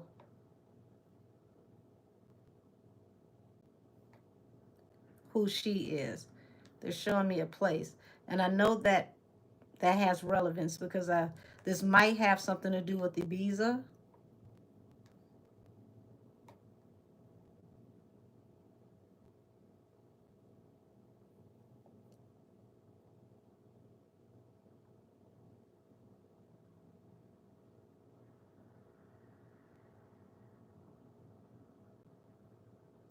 Okay, so it's the last queen of Portugal, Queen Amelia.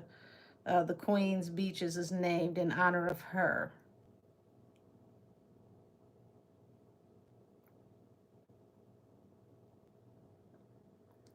Largest urban beach in Europe.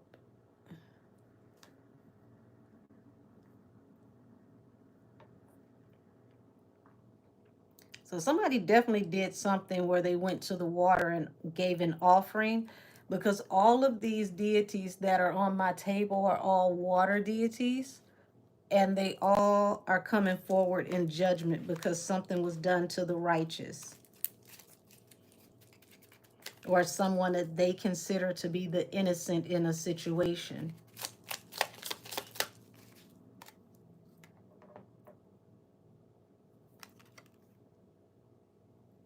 La Llorona and the sorcerer. The sorceress, excuse me. There's a lot of energy work here, a lot of spell work.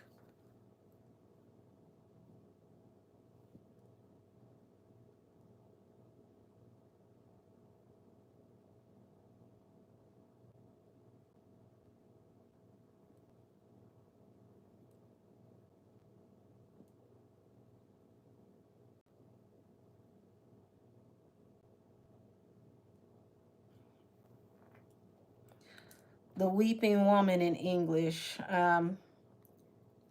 Okay, so it says La Llorona is a folk tale that tells the story of a woman who, after being abandoned by her husband, unalived her children, and is now cursed to wander the earth forever, wailing for her lost children. Oh,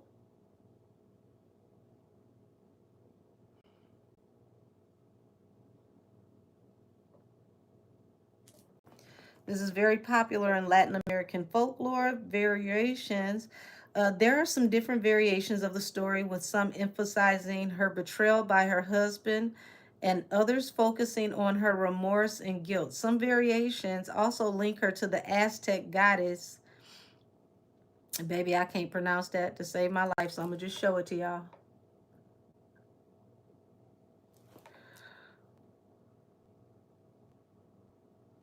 I guess this is Chaluacote, or the indigenous woman Masalinzin, who was Hernan Cortez interpreter.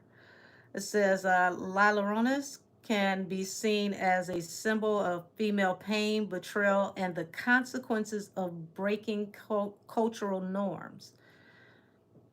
So she has been featured in numerous films, songs, and other forms of media. So see how everything goes back to entertainment and media?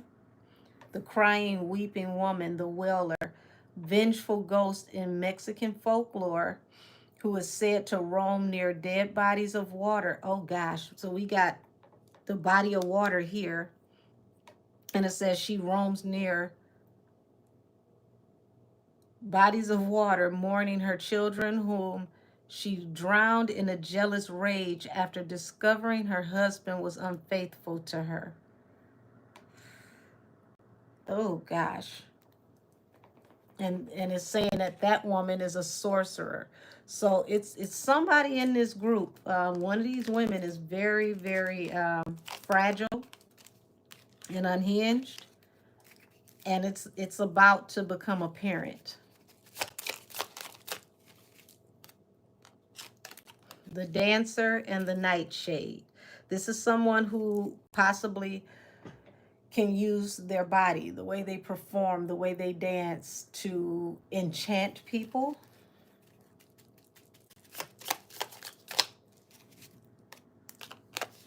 And the gypsy. This person is in melancholy type energy because they're going to have to run or travel like a gypsy, possibly from here on out. So this family vacation, if this person decides to take this family vacation, they're always going to be on the run. The spider, and this is like a black, oh, Jesus. Black widow spider. I didn't even see the widow until just now.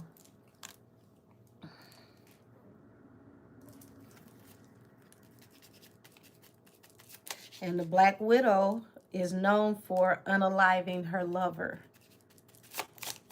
So remember, we're getting a vengeful woman who could take someone's life. The widow, melancholy. Somebody ain't gonna make it out this situation either way it goes. Yep, the crossing. Oh God, the crossing and the drunkard. I'm gonna leave it here because that's saying that the drunkard could be the one that ends up crossing over.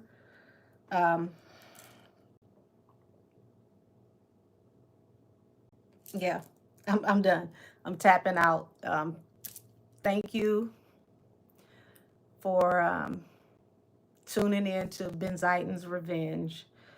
Looks like she's gonna get it back in blood. She's taking back everything that was illegally obtained through the spiritual realm, reversing all destiny swaps, and because the blood of the innocent was spilled, now these people have been aligned to have their blood spilled as well.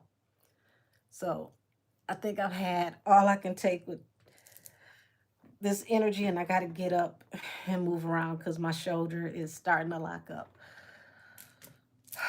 Y'all, this is why you stay out of these spiritual streets. It's okay to stick to the sidewalks and the rivers and the lakes that you're used to. Oh gosh, this is bad. This is really bad. This is the main reason why we're not supposed to covet thy neighbor's goods, why you're not supposed to be jealous of people, why you're not supposed to have couples goals. You're not supposed to want to be like anybody else. You don't know how they got it, and you don't know what they're going to pay to keep it, maintain it, or what they can pay when they lose it. So looks like the sun is coming up, and I gotta find the links to the other videos. So if you are not familiar with Benzaiten and how she first contacted me, I'm gonna link it down below. I'm gonna go ahead and wrap this up here, and I'll see everybody tonight for Allegedly Wednesdays. Baby, this was a lot. I got to do some spiritual cleansing, get this energy out of my house. Ms. Benzaiten, is there anything else that you'd like to say?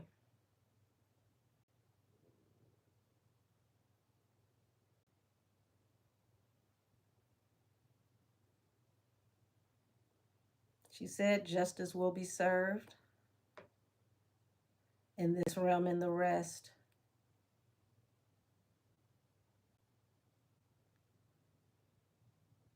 All things obtained illegally will be returned.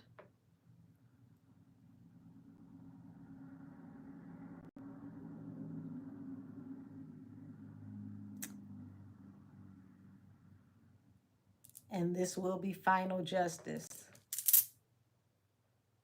So she says there is no chance of repenting. This cannot be turned around. The damage is done. Now the punishment must be implemented. With that being said, y'all, I'm done. Please close out the energy to this reading and return it to where it belongs, and close the portal behind everyone. I thank you for your guidance, and this reading is adjourned. Bye, y'all.